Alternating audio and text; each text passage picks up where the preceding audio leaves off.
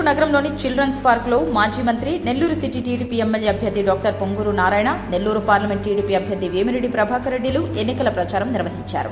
ముందుగా వాకర్స్ సభ్యులు పలువురు వాకర్స్ వారిని శాల్వాలతో ఘనంగా సత్కరించారు. వీపీఆర్ నారాయణలు పార్కులో పర్యటిస్తూ జిమ్ చేసి షటిల్ ఆడి వాకర్స్ తో కాసేపు సరదాగా గడిపారు. ఈ సందర్భంగా వాకర్స్ వారి దృష్టికి పలు సమస్యలను తీసుకువచ్చారు. తెలుగుదేశం ప్రభుత్వం అధికారంలోకి రాగానే చిల్డ్రన్స్ పార్కులో సమస్యలన్నింటినీ పరిష్కరించి ఇంకా మెరుగైన సౌకర్యాలు కల్పిస్తామని వాకర్స్ కి వారు హామీ ఇచ్చారు. రానున్న ఎన్నికల్లో మీ అందరి సహకారం మాకు ఎంతో అవసరమని, ప్రతి ఒక్కరూ సైకిల్ గుర్తుకు ఓటు వేసి నన్ను ఎమ్మెల్యేగా, ఎంపీగా వేమిరెడ్డిని భారీ మెజార్టీతో గెలిపించాలని వాకర్స్ ని కోరారు.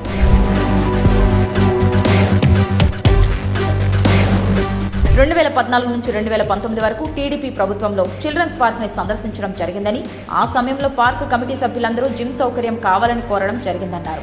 వెంటనే అధికారులతో మాట్లాడి మగవారికి సపరేట్గా, ఆడవారికి సపరేట్గా జిమ్ సౌకర్యం ఏర్పాటు చేయడం జరిగిందని గుర్తు చేశారు. అదేవిధంగా పిల్లల కోసం స్కేటింగ్, వాళ్ళు అడిగిన ప్రతి ఒక్కటి చేశామని చెప్పారు. ఒకప్పుడు నెల్లూరులో చిల్డ్రన్స్ పార్క్, గాంధీ పార్కులు మాత్రమే ఉండేవన్నారు. అధికారులతో మాట్లాడి అసలు నెల్లూరు నగరంలో ఎన్ని పార్కుల స్థలాలు ఉన్నాయో లెక్కలు చెప్పాలని కోరామన్నారు. వెంటనే వారితో చర్చించి సుమారు 80 పార్కులను మంజూరు చేయడం జరిగిందన్నారు. వాటన్నిటిని కూడా అధికారులు చొరవ తీసుకొని పూర్తి చేశారన్నారు. తెలుగుదేశం ప్రభుత్వం అధికారంలోకి రాగానే నెల్లూరులోని పార్కులన్నింటినీ అభివృద్ధి చేసి వాటన్నింటికీ కార్పొరేషన్ కింద ఓ బడ్జెట్ కేటాయిస్తానని హామీ ఇచ్చారు. అదేవిధంగా చిల్డ్రన్స్ పార్కులోని కరాటే స్థలాన్ని డెవలప్ చేస్తానన్నారు.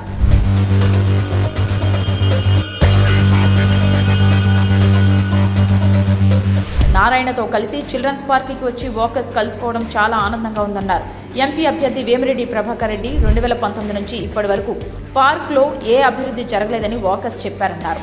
నారాయణ అంటేనే ఓ బ్రాండ్ అని కొనియాడారు. నెల్లూరులో 2014 నుంచి 2019 వరకు టీడీపీ ప్రభుత్వంలో నారాయణ ఎన్నో అభివృద్ధి పనులు చేశారన్నారు. సీఎంగా చంద్రబాబు నాయుడు, ఎమ్మెల్యేగా నారాయణ, ఎంపీగా తన గెలుపు ఖాయమని ధీమా వ్యక్తం చేశారు.